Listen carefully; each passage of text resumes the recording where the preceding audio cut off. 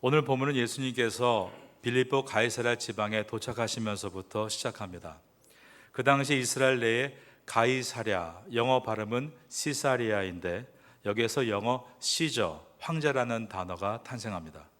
이 시저, 시사리아, 그 당시 현지 발음으로 가이사랴를 도시노로 한 이스라엘의 두 군데의 장소는 첫 번째로 로마가 이스라엘을 통치하기 위해서 배를 운반할 수 있는 지중해 연안에 세웠던 해변 도시 가이사랴입니다. 다른 한 군데는 헤롯이 로마 황제에게 하사를 받은 이스라엘 최북쪽에 위치한 빌립보 가이사랴였습니다. 오늘 본문에서 예수님이 여행하고 계시는 이 가이사랴는 이스라엘 최북단에 있는 빌립보 가이사랴로서 갈릴리 바다의 근원을 이루는 헐몬산 앞에 위치한 도시였습니다. 예수님은 이제 이 빌립보 가이사랴를 시작으로 해서 그 다음에 변화산, 그리고 갈릴리 바다, 그리고 가버나움, 유대 지경과 온 땅을 다니시다가 요단 건너편에 가셨다가 예루살렘에 올라가시고 다시 여리고로 내려가셨다가 마지막 예루살렘을 입성하시면서 드디어 십자가 위에 오르시게 됩니다. 그러므로 오늘 본문에서 빌립보 가이사랴로 출발하시는 이 여행은 예수님의 마지막 여행이었던 것입니다. 여러분, 여행 가실 때 마지막 여행을 알고 가신 적이 있으십니까? 사랑하는 남편이나 아내가 암 말기 판정을 받았을 때, 도저히 치료가 불가능할 때 병원에 있기보다 내가 이 마지막을 사랑하는 아내와 남편과 마지막 여행을 하겠다며 손을 잡고 여행하는 그런 분들을 파타야에서도 보게 됩니다. 아름다운 이별을 준비하는 것이죠. 예수님께서 마지막 여행을 하실 때 그 마음이 어떠셨을까요? 예수님은 이 마지막 여행에서 3번의 순환 예고를 하십니다. 십자가의 죽음에 대해서 얘기하신 것입니다. 그러나 제자들은 그때마다 그 말씀에 대해서 무지했고 그 말씀을 무시했습니다. 하지만 예수님은 그들을 향해 지속적으로 끈기 있게 십자가에 대해서 말씀하신 것입니다. 오늘 본문의 이 마태복음 16장과 같은 이야기를 담고 있는 병행 본문 마가복음 8장에 보면 예수님께서 질문을 던지십니다. 먼저 소경을 고치실 때 무엇이 보이느냐? 마가복음 8장 23절에서 물으셨고, 또 이어서 27절에서는 사람들이 나를 누구라고 하느냐 물으셨고, 바로 29절에서는 너희는 나를 누구라고 하느냐라고 물으셨습니다. 불과 몇 절 안에 예수님께서 3번이나 질문하신 것입니다. 무엇이 보이느냐? 너희는 나를 누구라고 하느냐? 사람들은 나를 누구라고 부르느냐? 모두 같은 질문입니다. 이것은 너희는 너희 앞에 서 있는 나를 누구로 생각하느냐라고 물으신 것입니다. 오늘 본문 마태복음 16장 16절에는 아주 유명한 구절이 있습니다. 예수님의 수제자 베드로가 인간의 죄를 뛰어넘는 위대한 고백을 한 것입니다. 그가 뭐라고 고백했는가? 16장 16절을 다 함께 읽어보겠습니다. 자, 마태복음 16장 16절입니다. 주보를 보시거나 성경을 보시고 16장 16절을 함께 읽어보겠습니다. 시작.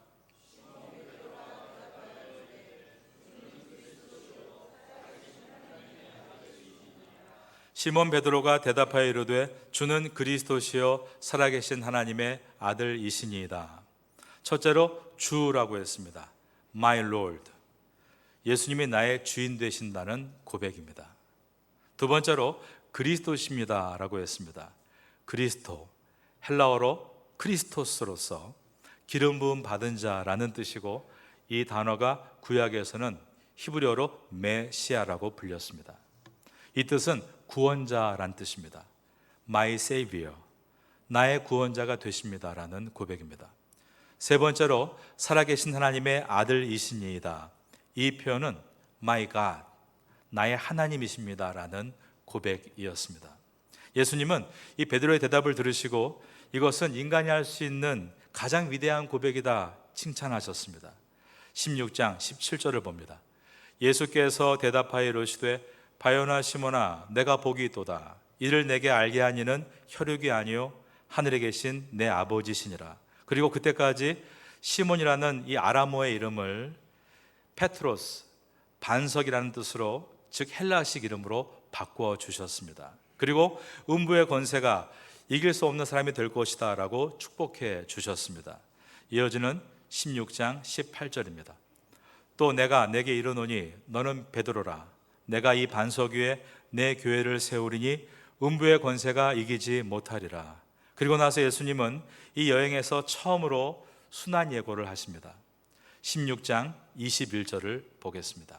이 마지막 여행을 마치시고 예루살렘에 올라가셔서 장로들과 대제사장들과 서기관들에게 많은 고난을 받고 십자가 위에서 죽고 3일 후에 부활하실 것을 말씀하신 것입니다. 그런데 예수님께서 하신 처음 이 순환 예고를 듣고 베드로가 어떤 반응을 보였는가? 마태복음 16장 22절을 보겠습니다.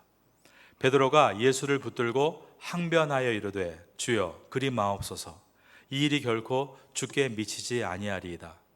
우리가 가지고 있는 개역 개정판은 베드로가 그런 일이 예수님께 일어나지 않기를 항변하여 이르되 항변했다라고 되어 있습니다. 그러나 표준 세번역은 항의했다라고 번역이 되어 있습니다. 그런데 헬라어 원어로 이 단어는 에피티마오라는 단어입니다. 이 뜻은 엄밀히 해석하면 꾸짖었다라는 뜻입니다.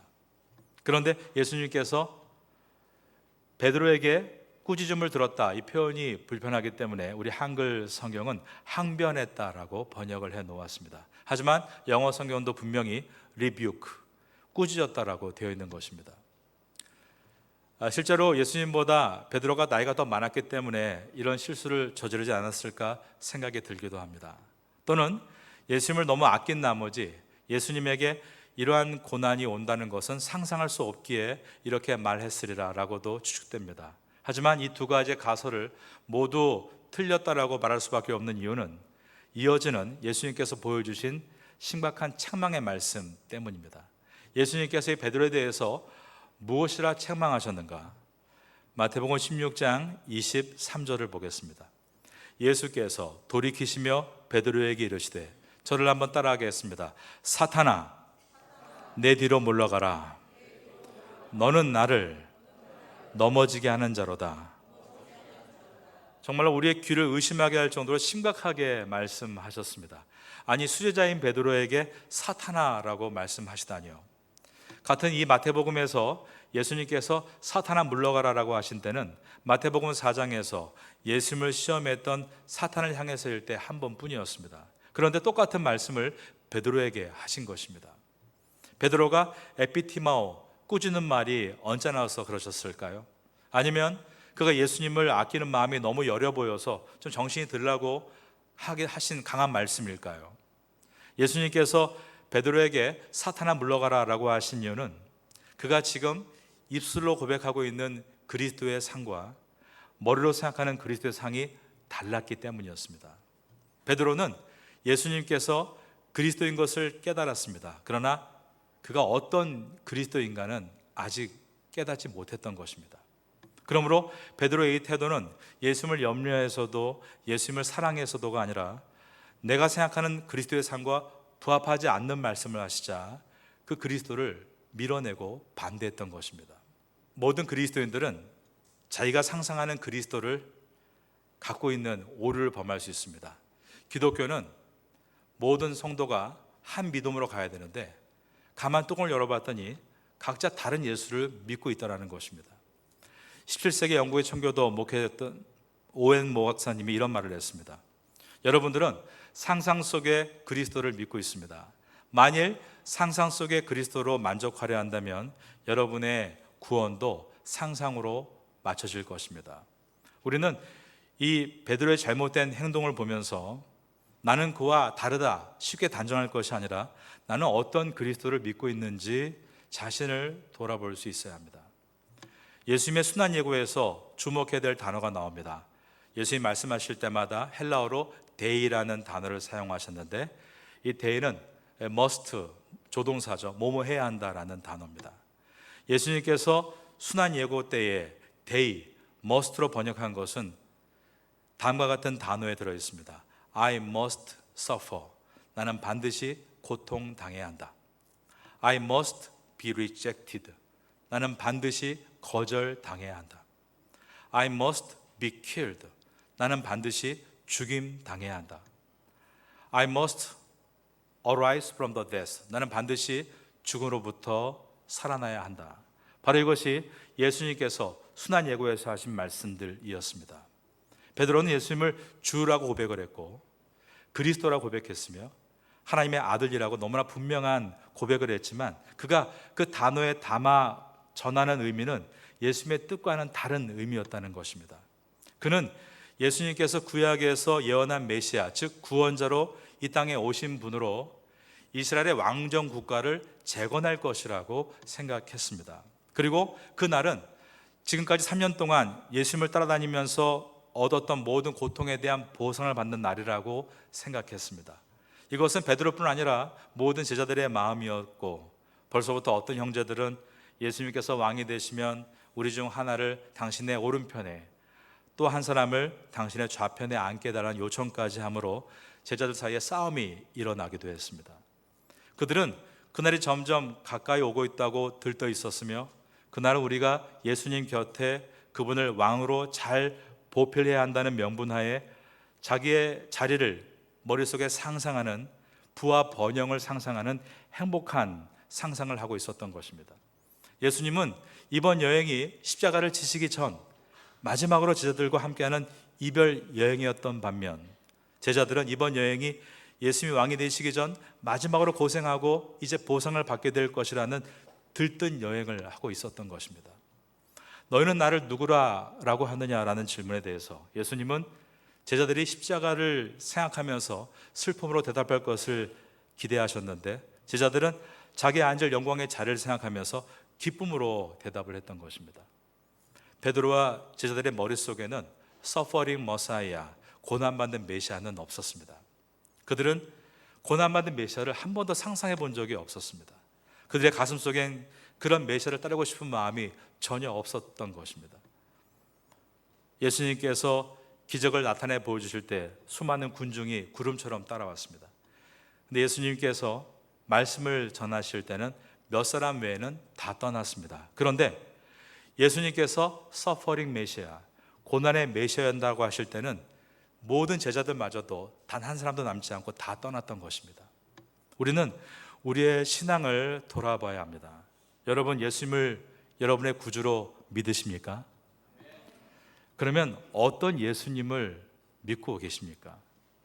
여러분의 사업을 잘 도와주시는 분으로, 여러분의 자녀들을 만사 형통으로 이끌어 주시는 분으로, 돈과 명예와 건강을 증진시키는 분으로만 예수님을 믿고 있습니까?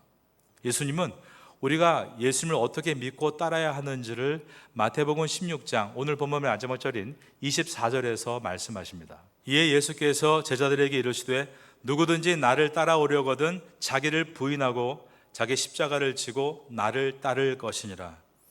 예수님을 따라오려거든 자기를 부인해야 한다, 자기 십자가를 지고 따라야 한다라고 하셨습니다. 서퍼링 메시아, 예수님께서 고난의 메시아이셨듯이 서퍼링 크리스천, 크리스천도 고난의 성도가 되어야 한다라고 말씀하신 것입니다. 누구든지 나를 따라오려거든 자기를 부인하고 자기 십자가를 지고 나를 따라야 할 것이다. 십자가 처형이 실제로 이루어지고 있던 로마 시대 때 키케로라는 철학자는 십자가의 참혹함에 대해서 많은 글을 남겼습니다. 그는 말하기를 십자가형은 절대로 로마 시민권자에게 주어져서는 안 된다. 로마인과 자유인은 십자가를 상상할 수도 없다. 또한 로마서에 기록된 말씀대로 십자가는 유대인들에게는 가증한 것이고 로마인들에게는 미련한 것이다. 바로 이것이 그 당시의 생각이었습니다. 근데 예수님께서는 말씀하기를 누구든지 나를 따라오려거든 자기를 부인하고 자기 십자가를 지고 나를 따를 것이니라 라고 하신 것입니다. 그래서 본회퍼라는 목사님은 그리스도를 따르는 그리스도인이 된다는 것은 와서 죽으라라는 소환장을 받은 것이다 라고까지 말을 했습니다. 누구든지 나를 따라오려거든 자기를 부인하고 자기 십자가를 지고 나를 따를 것이니라. 십자가 십자가 내가 처음 볼 때에 나의 모든 큰 고통 사라져 오늘 믿고서 내 눈 밝았네 참 내 기쁨 영원하여라. 찬양은 참 감미롭습니다. 하지만 주님께서 말씀하신 누구든지 나를 따라오려거든 자기를 부인하고 자기 십자가를 지고 나를 따른다. 정말 이것이 어떤 의미인가를 깨닫는다면 결코 쉬운 말씀이 아닌 것입니다. 베드로의 고백과 이 베드로의 태도가 지금 괴리감을 보여주고 있는데 우리도 그런지 아닌지를 돌아봐야 합니다. 예수님 말씀합니다. 누구든지 나를 따라오려거든 첫 번째로 자기를 부인하라. 여러분, 자기 부인이 무엇일까요? 제가 몰려 저는 잘 못합니다. 하나님이 다 하셨습니다. 어떤 일을 열심히 해놓고 그 공을 하나님께 돌리는 것, 그것이 자기 부인일까요? 그렇다면 과정은 내 마음대로 다 해놓고 마지막에 모든 영광을 하나님께 돌립니다라고 말하면 자기 부인에 성공한 것일까요? 자기를 부인하고, 여기에서 이 문장은 헬라어로 얼 아론네오 마임이란 문장입니다. 이 뜻은 자기를 모른 척하라라는 뜻입니다. 셀프 디나이라고 하죠. 자기를 부정하라라는 뜻입니다. 존 스토튼 목사님이 이렇게 말했습니다. 인간이란 창조되고 타락되고 구속된 존재이다. 하나님께서 인간을 창조하셨죠. 그러므로 인간에게는 하나님의 선하심이 분명히 있습니다. 그러나 인간은 죄로 인해 타락합니다. 그러므로 인간에게는 악한 어두움도 존재하고 있는 것입니다. 그러한 인간을 예수님께서 아무 값도 없이 십자가에서 그분의 피로 구속해 주셨습니다. 구원받은 우리는 그리스도인이라고 부릅니다. 그러므로 그리스도인은 예수님의 보혈로 은혜로 구원받은 존재이지만 영원한 주의 나라에 들어갈 때까지는 악한 자아가 도사리고 있는 위험한 존재라는 것입니다. 그러기에 자기를 부인하라, 셀프 디나이, 자기를 부정하라는 이 뜻은 악한 자에 대해서 모른 척하라, 내 악한 자에 관심의 틈을 보이지 않게 하라라는 뜻입니다. 악한 자의 본질이 무엇입니까? 셀프 센터니스, 자기 중심적입니다. 그리고 셀프 디터미네이션, 자기 뜻대로 결정하는 것입니다. 오늘도 하루를 내 뜻대로 결정합니다. 내가 몇 시에 일어나고 뭘 하고, 또 어떤 경우에는 교회 예배를 스킵하고 내 마음대로 결정합니다. 내 뜻대로 결정하는 것입니다. 자기를 부인하지 않고 자기 중심으로 사는 것입니다. 모든 것에 대해서, 재정에 대해서, 시간에 대해서 내 마음대로 내가 정하고 내 뜻대로 하는 것, 그것은 다 자기 중심인 것입니다. 교회 안에서 우리가 일하면서도 우리가 늘 주님의 뜻이라고 말하지만 정말 얼마나 우리가 주님의 뜻을 가지고 일할 수 있을까요? 교회에서 주님의 뜻을 이룬다고 말하는데 정말 그것이 주님의 뜻을 이루는 것인지, 아니면 우리의 기쁨을 이루는 것인지, 내 욕심을 이루는 것인지 우리가 어떻게 판단할 수 있을까요? 우리는 하나님의 뜻에 대해서 주님 그렇게 하시면 안 됩니다, 베드로와 같이 에피티머, 그분을 꾸짖고 있지는 않습니까? 목사는 자기 부인을 하는 존재일까요? 제가 목사가 되고 보니 결국 그렇지 않은 것을 깨닫습니다. 제가 저희 교회 부임한 지가 15년 차가 됐습니다. 만 14년을 지나고 있는데 절반이 지나갔습니다. 앞으로 제가 15년 후에 이 교회를 은퇴할 때 저는 자기 부인을 하기 위해 힘썼습니다. 이 고백만 할 수 있어도 감사할 정도로 저도 저의 악함을 잘 알고 있습니다. 베드로는 분명 주는 그리스도시요 살아계신 하나님의 아들이십니다라고 고백을 했습니다. 하나님의 아들이십니다. My God, 그리스도, My Savior, 구원자, 나의 주, My Lord라고 했습니다. 많은 사람이 예수님을 나의 구원자라고 하면 Yes 하면서 기뻐하지만 나의 Lord, 나의 주인이라고 하면 No 하면서 받아들이지 않습니다. 그러나 이 두 가지는 뗄 수 없는 것입니다. 예수님은 나의 구원자이시며 나의 주인이신 것입니다. 만약에 예수님께서 나의 주인일 수 없다면 예수님은 나의 구원자가 될 수 없습니다. 예수님께서 우리의 삶의 주인이 될 수 없으시다면 그분은 우리의 삶의 구원자가 될 수 없는 것입니다. 그러므로 우린 입으로만 고백하고 삶은 내 마음대로 결정하는 자기 중심이 아니라 자기를 부인하는 것에 대해서 생각해야 되고, 그러지 못한 나를 가슴 아파해야 합니다. 인간은 누구인가? 이 철학적인 질문에 인간은 자기를 부인할 때 진정한 자기를 발견하게 되며 자기를 부인함으로 진정한 절정에 도달하게 되는 존재이다. 신학의 이야기를 귀 기울여야 합니다. 기독교가 무엇입니까? 예수 믿고 천당 간다? 끝이 아닙니다. 기독교는 매주일 모여서 예수님의 도를 배우는 종교입니다. 나의 주님을 나의 주인으로 섬기고 자기 부인을 배움으로 인생의 절정에 도달하는 것, 그러한 일을 하기 위해 우리를 이 땅에 남겨놓으셨고 예배로 부르시는 것입니다. 예수님은 누구든지 나를 따라오려거든 두 번째로 자기 십자가를 지고 따르라라고 하셨습니다.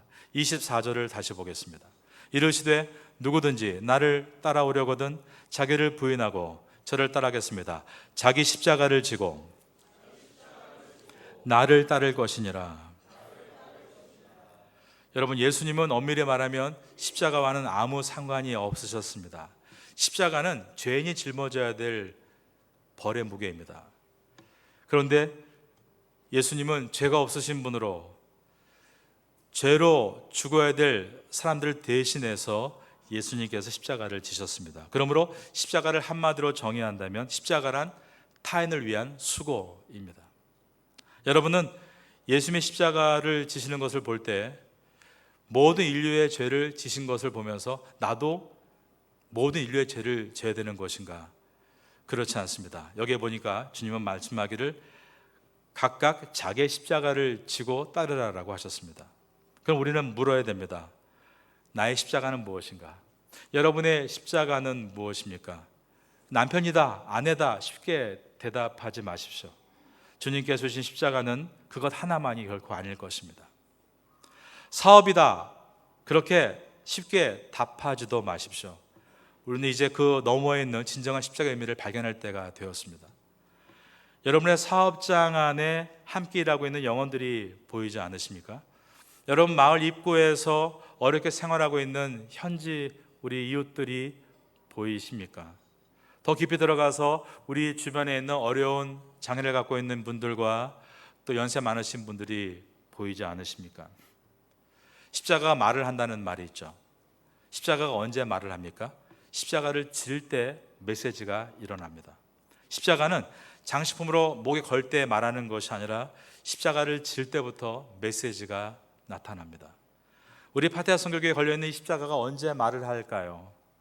이 교회 다니는 여러분들이 십자가를 지실 때 비로소 이 앞에 달려있는 십자가는 메시지를 이 지역에 선포하게 되는 것입니다. 십자가는 필연적으로 상처와 연결됩니다. 십자가를 지면 당연히 상처가 생기는 것입니다. 그러므로 상처받는 것을 두려워해서는 안 됩니다. 주님을 따르는 길은 아무 상처도 없는 평탄한 길이 아니라 상처를 딛고 걸어가는 평온한 길인 것입니다. 그러므로 내가 예수님 믿는 사람이라고 하면서 상처를 나는 하나도 갖고 싶지 않다, 그것은 불가능한 일입니다. 주님께서 부활하시고 난 다음에 제자들을 위로할 때 처음 하신 것은 손을 내 보여주시는 것이었습니다. 그분의 손에는 상처가 있었습니다. 우리가 스티그마라고 하죠. 내가 너의 고통을 안다는 것이었습니다. 여러분 인생 가운데 어려운 고통이 있는 것은 고통의 경험을 통해 타인을 이해하고 위로하기 위해 주시는 은혜입니다.